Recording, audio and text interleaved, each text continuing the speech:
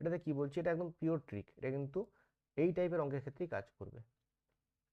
তুমি প্রথম দেখবে কটা টার্ম আছে, দেখো 1টা 2টো 3টে 4টে 5টা, দেখো 5টা টার্ম যোগ হয়েছে, উপরে 5 লিখবে।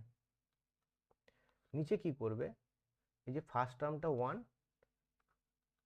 ইন্টু লাস্ট টার্মটা 6, সরাসরি অ্যান্সার আসবে 5/6। তাহলে শর্টকাটটা আমি কি বললাম বলো তো, যদি একটু বোঝার চেষ্টা করি শর্টকাটটা আমরা। আরেকবার বলছি আমি, দেখো তাহলে কি লিখবো, শর্টকাট লিখে দিচ্ছি এখানে। উপরে লিখবো নাম্বার অফ টার্মস, কতগুলো টার্ম যোগ করেছি আমরা, বাই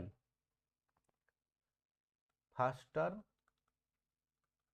ইন্টু লাস্ট টার্ম। এটাই যদি আমরা বসিয়ে দিই সরাসরি উত্তর চলে আসবে। দেখো তো পরেরটা উত্তর আসে কিনা। দেখো কোনো কোনো ক্ষেত্রে দেখবে তোমাদের এইটা বের করতে সমস্যা হবে, কোনটা বলো তো, এই নাম্বার অফ টার্মটা বের করতে সমস্যা হবে, নাম্বার অফ টার্মসটা বের করতে একটু সমস্যা হবে। সেখানে আমরা এই সূত্রটা ইউজ করবো, 1/গ্যাপ ইন্টু